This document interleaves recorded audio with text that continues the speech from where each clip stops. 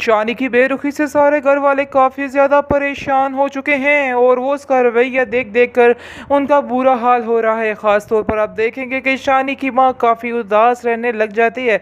जैसे जैसे शादी के दिन नज़दीक आ रहे हैं उसकी माँ का तो कोई हाल ही नहीं, क्योंकि वो जानती है कि उसका बेटा उसको छोड़ कर जाने वाला है। लेकिन लेकिन ऐसा कुछ भी नहीं होने वाला है। शान से ऐसा नहीं होने देगी, क्योंकि वो शानी की फैमिली से बेहद प्यार करती है। इसलिए कभी भी शानी की फैमिली को उदास नहीं होने देगी और उसका ही साथ देगी। आप देखेंगे कि काफ़ी ज़्यादा टेंशन घर में बढ़ चुकी है। जुगनू भी काफ़ी परेशान है और अपनी माँ से कहता है कि पहले ही शानी भाई का मूड काफ़ी दिनों से ऑफ था, लेकिन अब मज़ीद ऑफ होता जा रहा है। आप उन्हें समझाते क्यों नहीं हैं? मुझे तो उन्हें देख देख के खौफ सा आने लग गया है। ऐसा ना हो कि कहीं वो एक दिन नफ्सियाती मरीज़ ही ना बन जाएं। जिसको सुनकर उसकी माँ कहती है कि तुम होश के नाखिन लो, कैसी बातें कर रहे हो, तुम्हें बिल्कुल भी एहसास नहीं है कि तुम क्या बोल रहे हो। जिसको सुनकर आप देखेंगे कि जुगनू कहता है कि इसमें गलत ही क्या कह रहा हूँ, मैं आपसे बिल्कुल सही बात कह रहा हूँ। ऐसा ना हो कि ये बीमार हो जाए, नफ्सियाती मरीज बन जाए। आप देखिएगा कि शान से ही आके इनको ठीक करेगी। शान से आप ही के अलावा इनको कोई भी ठीक नहीं कर सकता है। जैसे ही मुलाकात होती है सजीला की उसकी सास साबका के साथ और उसको कहती है कि सजीला तुमने बहुत ही गलत किया है अपने साथ, तुम्हें अपने साथ ऐसा जुल्म नहीं करना चाहिए था। अगर तुम हमारे साथ भी अपना रवैया ठीक रखती, बल्कि हमें छोड़ो तुम शानी के साथ ही अपना रवैया ठीक रखती, तो आज ये नौबत ना आती और हमें ये दिन ना देखना पड़ता। लेकिन तुमने शानी को ही अपना नहीं समझा, तो हम आखिर क्या कर सकते हैं। काश तुम इन बातों को समझ जाती, लेकिन अफसोस की बात यह है कि तुम्हें इन बातों की बिल्कुल भी समझ नहीं आई है और तुम अपनी ही मस्ती में मगन रही हो और तुम्हें बिल्कुल भी एहसास नहीं रहा है। इसके बाद अब देखेंगे कि वो कार्ड देकर चली जाएगी तो शान से उसका बहुत ज़्यादा मूड ऑफ रहेगा।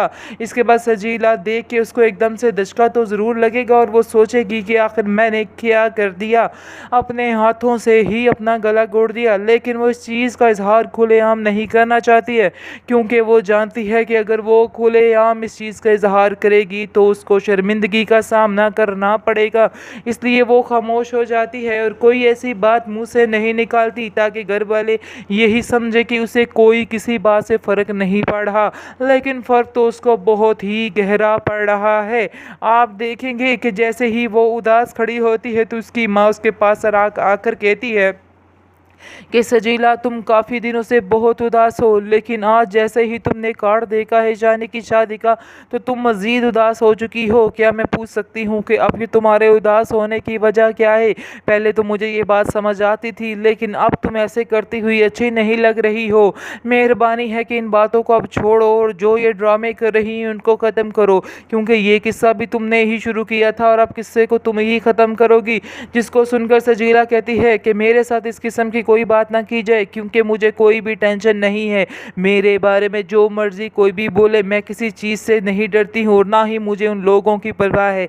आप देख नहीं रही हैं कि नादिया और सब घर वाले कितने खुश हैं, खुशी खुशी शादी की तैयारियां कर रहे हैं और आपको किस बात की टेंशन हो रही है, किस बात के लिए उदास बैठी हैं। आप उन लोगों के बारे में सोच रही हैं जो बहुत ही खुश हैं इस रिश्ते से, लेकिन आपको अपनी बेटी की कोई परवाह नहीं है। इस पर उसकी माँ कहती है कि मुझे तुम्हारी परवाह थी तो मैंने ये सारी बातें की थी, वरना मैं तुम्हें इन बातों के लिए क्यों फोर्स करती, क्यों तुम्हें इन बातों के लिए कहती कि तुम शानी को मत छोड़ो। लेकिन तुमने मेरी एक नहीं सुनी है।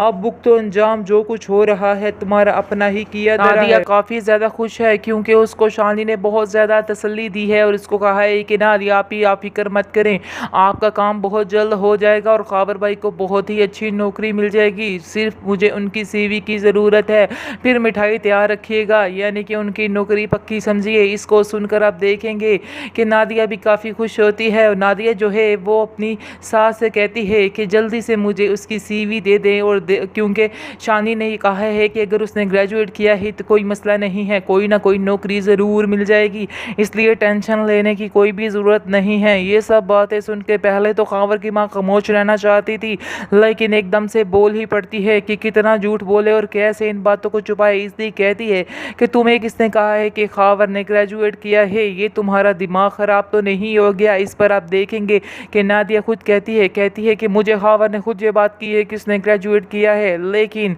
वो मुझसे ऐसे क्यों झूठ बोलेगा। आगे से उसकी माँ कहती है कि कभी जाके खावर से पूछना कि उसने ग्रेजुएट के स्पेलिंग भी आते हैं कि नहीं आते हैं। खैर आप देखिएगा कि नादिया बड़ी हैरान होती है और कहती है कि आखिर आप लोग कैसी बातें कर रही हैं, और वो सोच के ज़्यादा हैरान होती है कि खावर इतना बड़ा झूठ क्यों बोल रहा है। दिन ब दिन उन लोगों के झूठ पकड़े जा रहे हैं और सामने नज़र आ रहे हैं, जिसकी वजह से नादिया काफ़ी परेशान हो रही है।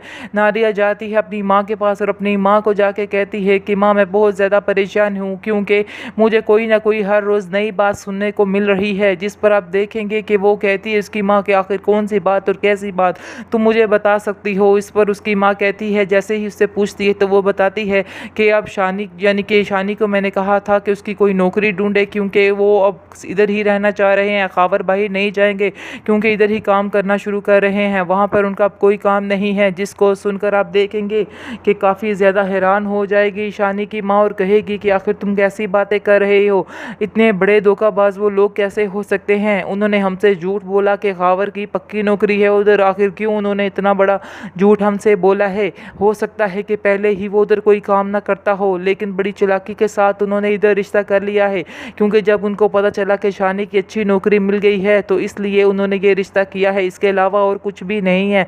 इस पर आप देखेंगे कि नादिया कहती है हाँ मुझे भी बहुत अफसोस हुआ ये बात सुन के, लेकिन अब क्या हो सकता है, जो होना था वो तो हो गया है, इसलिए अब इन बातों को लेकर परेशान होने की ज़रूरत नहीं है। अब हमें देखना है कि अगला काम क्या करना है।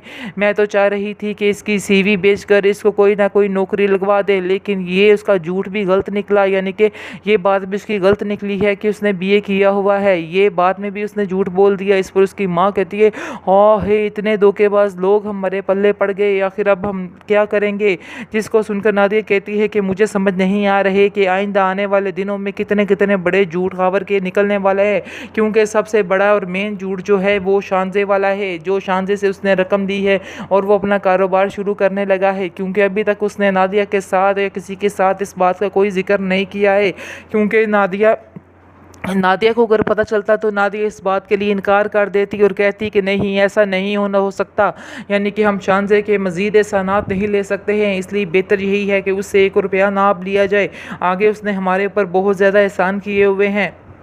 लेकिन आप देखेंगे कि जो खावर है उसने अभी तक नादिया से ये बात नहीं की है, इसलिए नादिया काफ़ी परेशान भी हो रही है कि आखिर पता नहीं अब कौन कौन से झूठ निकलने वाले हैं। मैं अब इन झूठों के लिए तैयार बैठी हुई हूँ। इसकी माँ कहती है कि तुम परेशान मत हो, सब कुछ ठीक हो जाएगा। मैं शानी से बात करती हूँ कि इसके लिए कोई नौकरी का किसी चीज़ का बंदोबस्त करे, वरना ऐसे तो हालात बहुत मुश्किल हो जाएंगे, और मुझे भी पता है कि तुम्हें कितनी मुश्किल से गुजारा करना पड़ रहा है, इसलिए बेहतर यही है कि जितनी जल्दी हो सके ये हालात कवर हो जाएँ, फिर ही